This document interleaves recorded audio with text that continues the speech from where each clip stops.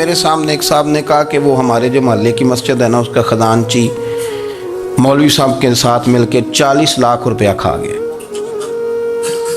میں نے اسے کہا یار بڑی پکی فگر یاد ہے تجھے، پورے 40 لاکھ ہی کھا گیا اور طے ہے۔ تو میں نے کہا کوئی اس کی دلیل؟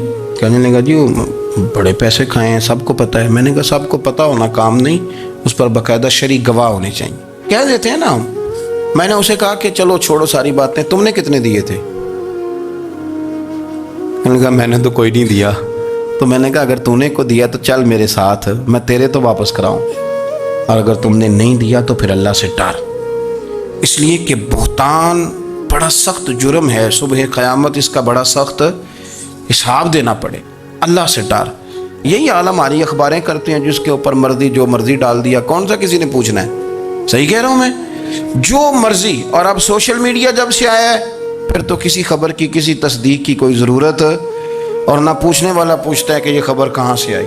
بہت سارے لوگوں کے مرنے کی خبریں چھپ جاتی ہیں اور وہ وضاحت کر رہے ہوتے ہیں نہیں جی میں بالکل موجود ہوں، میں بالکل زندہ ہوں، کوئی ایسا مسئلہ نہیں ہے۔ تو اچھا اس طرح جب کوئی بندہ کر رہا ہو تو پھر آپ کیا کریں؟ پھر اس کو سمجھائیں۔ میں نے بھی اس دوست سے گزارش کی، میں نے کہا آپ غلط ٹریک پہ چڑھے ہوئے ہیں، یہ طریقہ درست نہیں ہے۔ اگر آپ کے پاس پروف ثبوت ہے تو پھر بھی مجھے بتانے کی ضرورت نہیں تھی۔